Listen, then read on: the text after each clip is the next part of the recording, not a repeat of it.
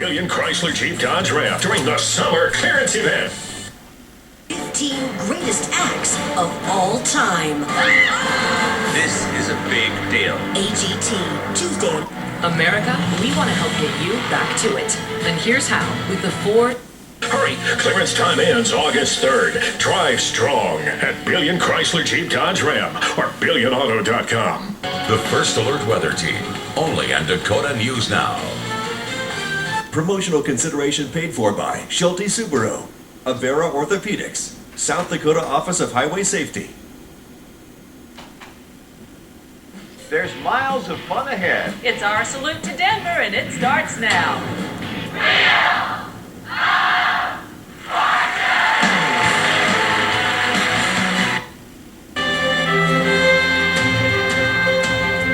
From Sioux Falls, South Dakota, KSOO TV on Channel 13. That is the sound of 60 years of television, 6 decades of you welcoming us into your home. Good evening, everyone. I'm Brian Allen. And I'm Mark Ovenden. Thanks for joining us for this Dakota News Now special. This summer, both KSFY and KDLT are celebrating 60 years on the air. Over the next half hour, we, along with some other familiar faces, will be taking a look back. We'll hear from some of the people who have defined these stations. We'll relive some of the biggest stories we've covered and take a look at how some things have changed while other things stay the same. While KSFY and KDLT only united under the Dakota News Now banner earlier this year, the stations actually have a shared history that dates back to their very foundations.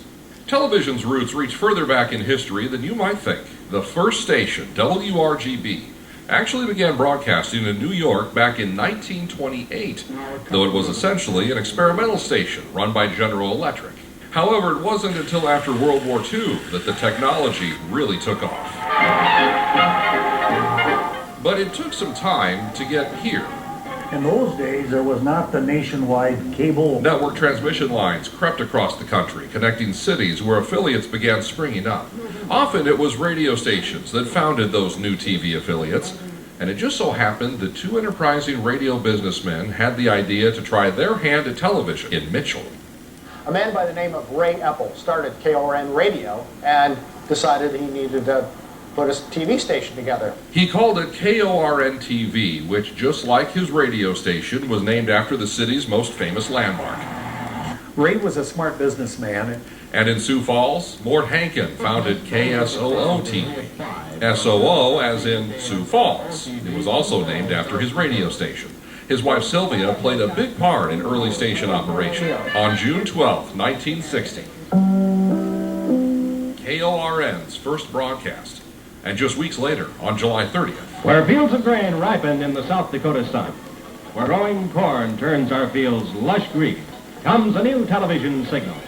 For on this day, to country and village, town and city, comes the sight and sound of KSOO television. We welcome you, as we ask you to welcome us in your home. KSOO took the airwaves. From the start, the stations enjoyed a special connection. And they were both NBC affiliates when they went on the air and did a lot of cooperative things together in serving the area. They actually split up their coverage area and operated as a regional network. KORN in the west, KSOO in the east. That lasted until 1969, when the FCC scuttled the agreement and KORN became an ABC affiliate. So as we just saw, the station's founders thought they could better serve the area by working together. Later in this special, we'll examine how that idea has come full circle with the formation of Dakota News Now. I'm Carlene Wild at the site of KSOO TV's original headquarters. And as we mentioned before, both stations were born out of radio stations. It makes sense. They were in the broadcasting world already. Both had technicians and people comfortable with being on air. But there was a lot of learning to be done, and one common theme emerged. It starts out basically we can take a breath. We would improvise a lot. Making it up as you go. It's a familiar line you hear in live television. It was an adventure. Both Apple and Henkin had experience putting content on the air, but television was a different animal. Of course, before we meet some of those who been associated with the establishment of KSOO television. Hagen's daughter, Susan McGowan, worked as a receptionist during the crossover and saw some issues firsthand. Then the job was, as far as my father was concerned, was to get some of those radio people and put them on TV. Well, very few of them were interested because you had to dress up when you were on television. Dean Sorensen was one radio announcer who eventually agreed to put on a tie and get in front of the camera at KORN. It was a learning experience. It was a lot of fun, and we were providing some new service and a new media. Ray Loftusness, Sylvia Henkin, Ken Graham, and Ken Hirsch were among early on-air hosts at KSOO. These pioneers covered many stories, like a momentous gathering at the 1960 National Plowing Contest near Sioux Falls. The three-day event brought both Democratic presidential candidate Senator John F. Kennedy and Republican presidential candidate Vice President Richard Nixon to Sioux Falls for major addresses. While Mitchell native Senator George McGovern made frequent appearances on KORN, speaking about his opposition to the Vietnam War. To those who think that we serve our troops best by simply urging them on to a larger and larger war effort, let me say that it is the troops who will die and not the cheerleaders. The entire KSOO TV staff was on hand. And of course, elections, our first in 1960. Channel 13 never went off the air that night. A dedication we hold to this day. I'm Phil Schreck. It wasn't just news being produced. While some programs came from national networks like ABC's The Lawrence Welk Show, affiliates like KSOO and KORN produced a lot of their own entertainment content. And with limited resources, they had to be creative. Live music was a staple in early programs, a radio staple that also worked on TV. Other radio programs were arguably a less natural fit. The trading post is open. A program hosted by Red Stanglin, where people could try and sell or trade, or almost anything. Said that he'd like to swap postage stamps and mailing service to State College Laboratory for soil samples taken from your fields this fall. Well, this is a new one on me. Kids programs were popular. And this is Miss Carolyn saying hello to all my friends here with me today and to all my friends at home. I'm so happy to see you by your TV set this morning. Are you ready to play our singing games with us today? On KSOO, Romper Room with Miss Carolyn blended fun with education. The station also had its own version of Bozo the Clown. KORN TV also tried its hand in kids programming. They had Bouncy Bunny, who was, I don't think it was Ethel's wife, I can't remember, but this woman in this rabbit suit doing sort of the Captain Kangaroo thing. It was really, really early television. There was also Colonel Corn. Kids from all over would visit the studio to be part of the show. His uniform is occasionally on display at the Mitchell Area Historical Society, and he hosted some famous guests. When the Three Stooges came to town to play the Corn Palace one year, they were the headliner. Well, then they came on the Colonel Corn show live. Colonel Corn was brought to life by Watertown native George Bloom. We're about 10 minutes in, but we're only about 10 years through our history. Still ahead, early technology made putting on a newscast quite a challenge. A look at how it's changed over the years. Next.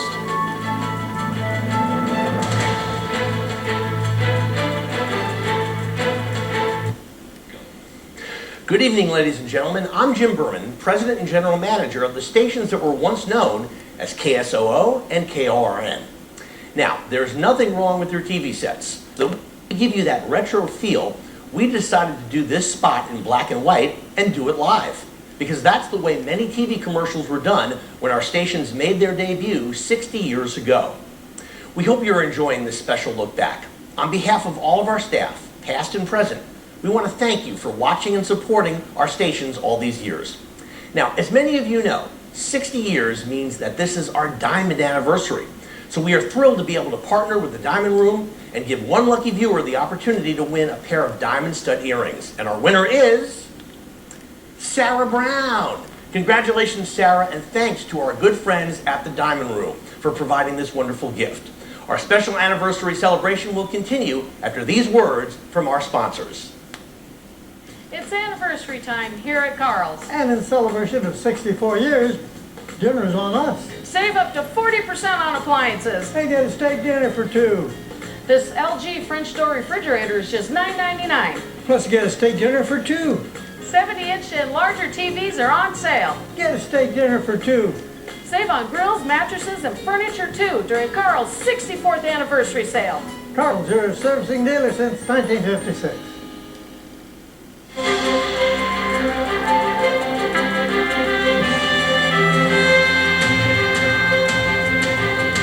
Both KSFY and KDLT went through foundational changes in the 1970s. And some notable journalists first appeared on air, some of whom are still here today.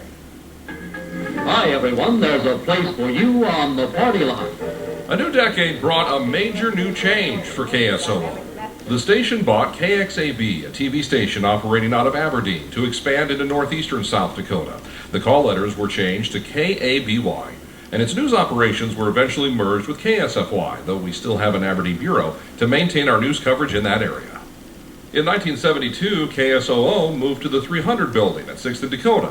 Then in 1975, the Hankins sold the TV station, and with new owners came a new name. KSFY is putting Dakota first. 1 year later, a new tower expanding coverage to the Pier area.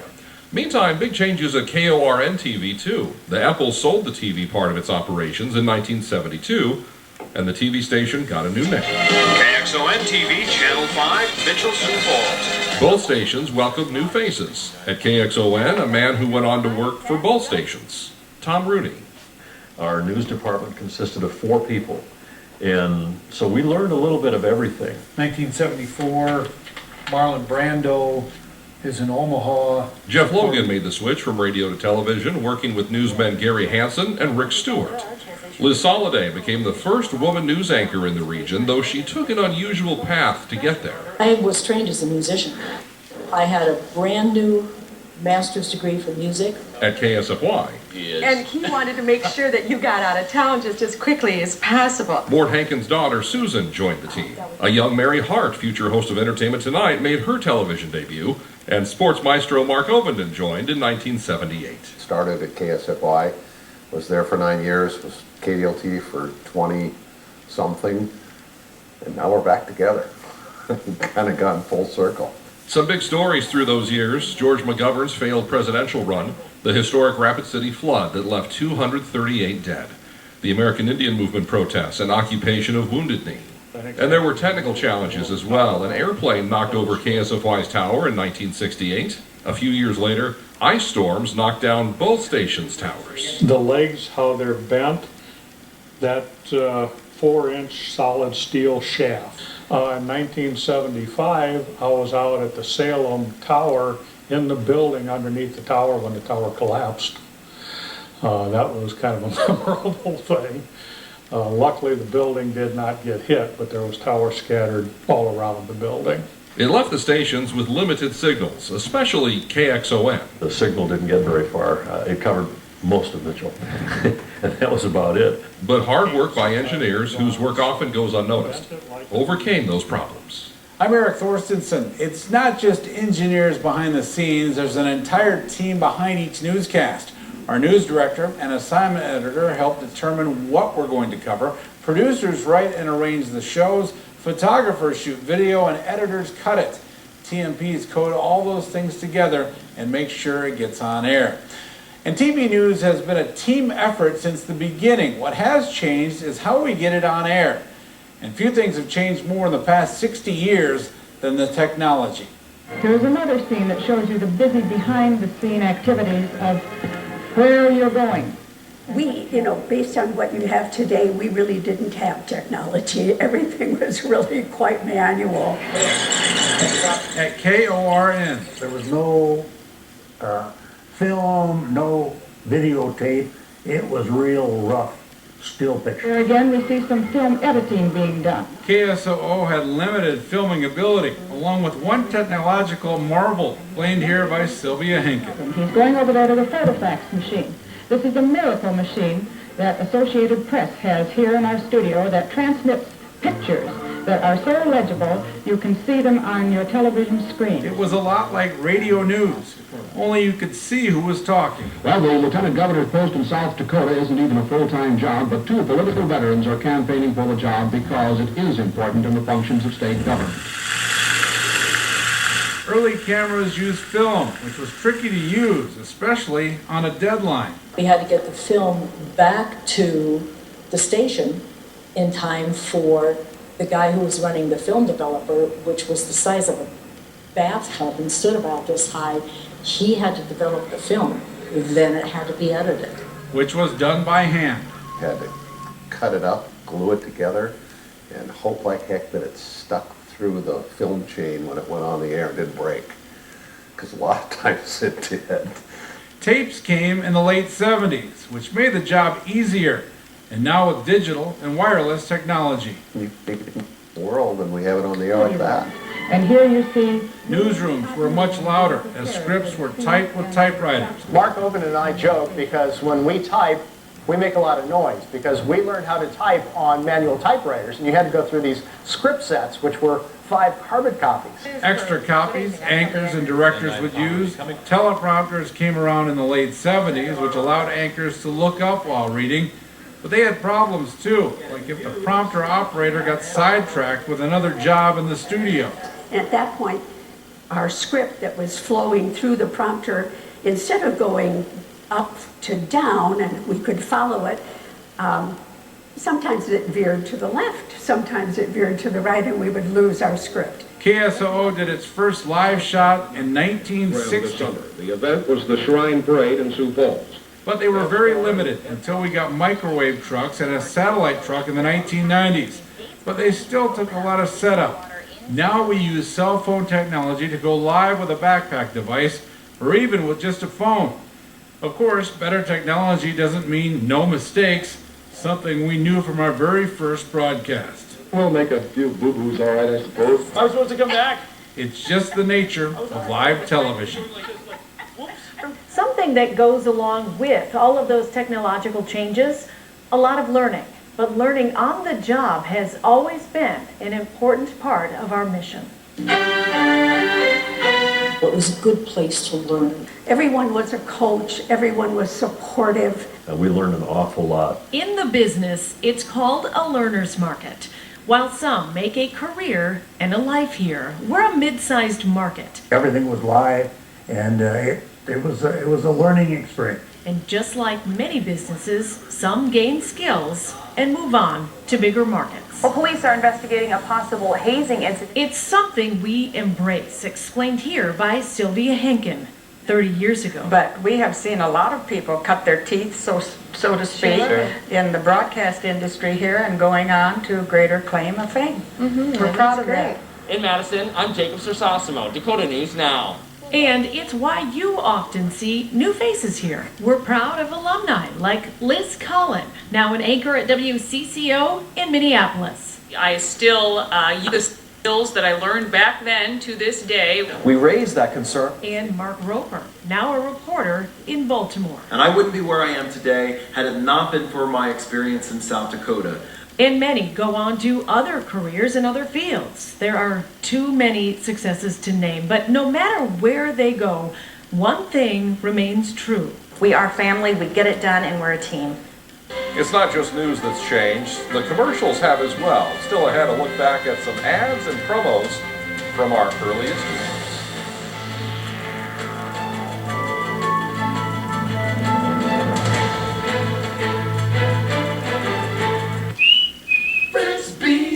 A plumber and a station wagon. That's how Frisbee started. And it grew fast, providing cutting-edge products at affordable prices. The best service after the sale any day or any time. Frisbee's leads the competition in plumbing, heating, AC, and electrical. And with over 140 employees and 100 trucks, Frisbee's is just getting warmed up. That's 60 years of Frisbee's. Just call Frisbee's.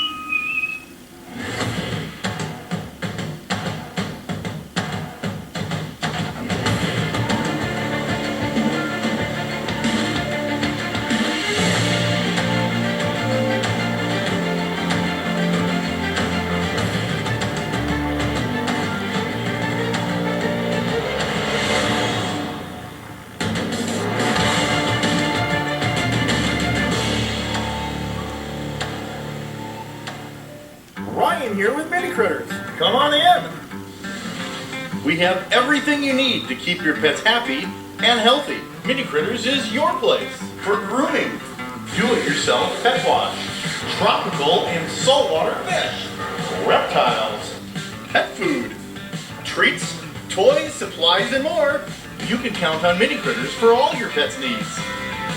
Mini Critters, for people who love their pets.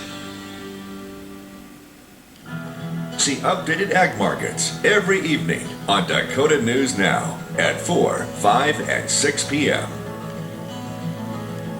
Today's ag markets are sponsored by Interstate Sales and Touchstone Energy.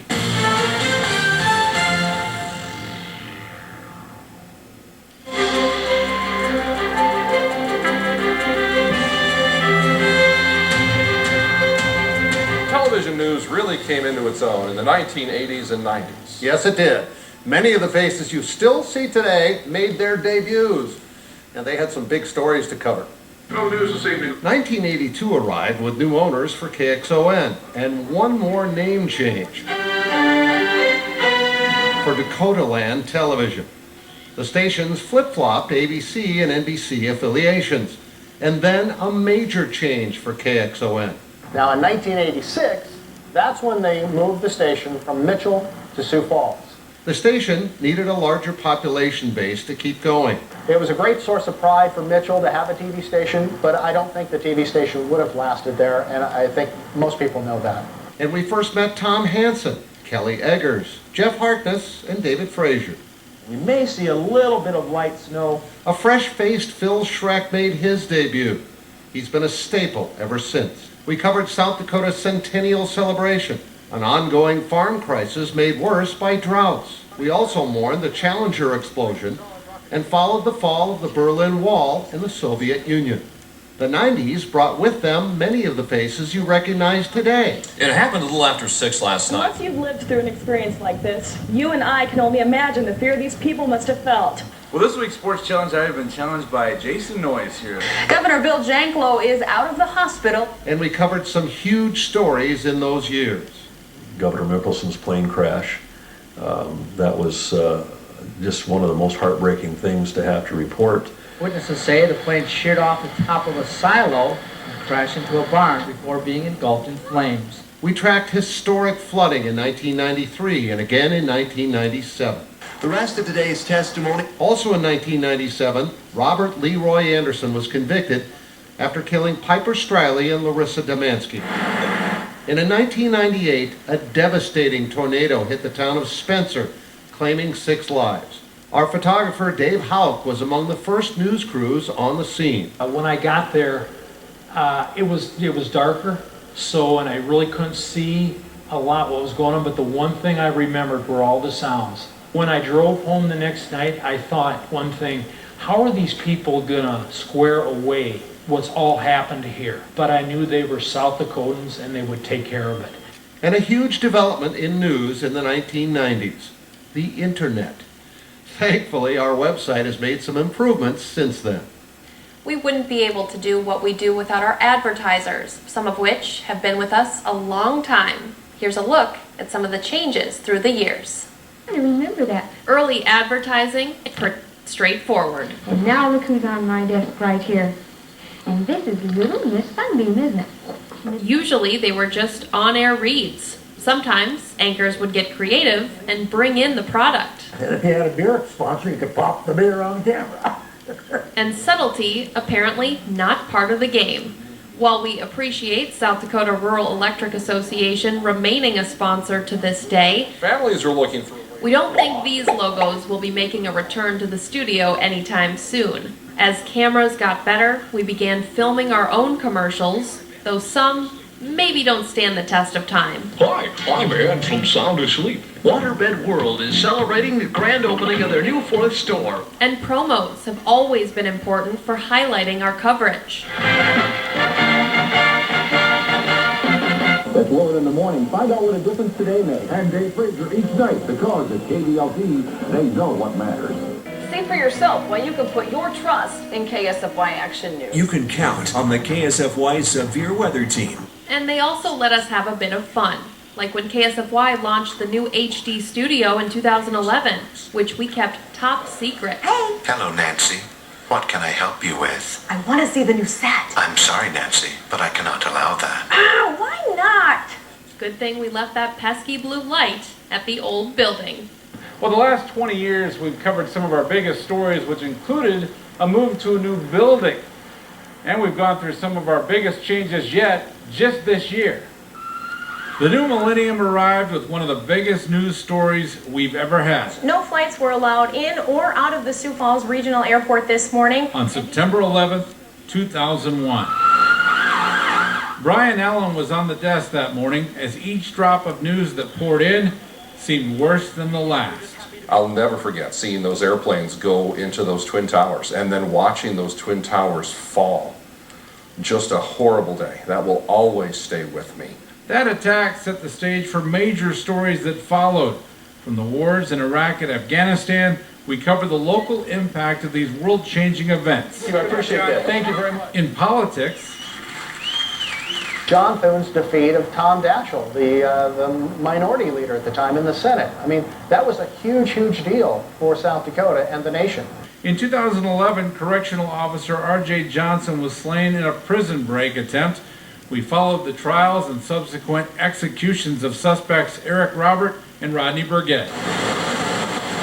Also in 2011, during the Missouri River flood, KSFY moved the entire news operation to Pierre for 2 weeks. And in 2015, Nancy Nave got an exclusive interview with President Barack Obama for a special announcement. I have now been to all 50 states as president, and I was saving the best for last. During this time, we met many talented new teammates. This is terrifying. Are you sure you want to do this? Hey, there's still a couple of days left. I know. We've made it halfway. The reason why standing water can be so dangerous on the road is because he's quickly become a team leader on and off the court. We raised that concern with state representative. And I'm currently getting my blood drawn, and I didn't want to show it on air. I was a little scared at first. Among many others.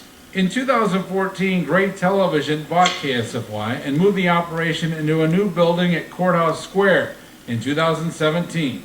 Around this same time, the FCC relaxed their station ownership rules, and Gray saw an opportunity to improve both stations. There was an opportunity there if there was an interest in the prior ownership selling.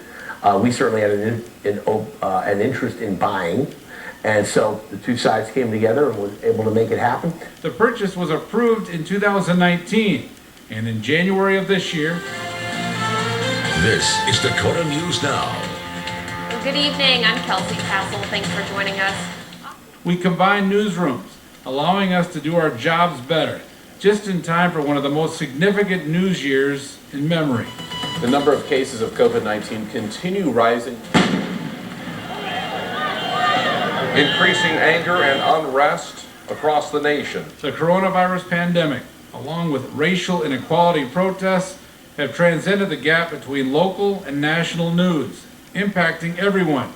And we've been there on the front lines. The officers did disperse tear gas, quite a bit of it, actually, so you can tell that the crowd is significantly at least pushed back. And we've expanded our news footprint with more newscasts and a peer bureau, part of our continuing promise to bring you the news.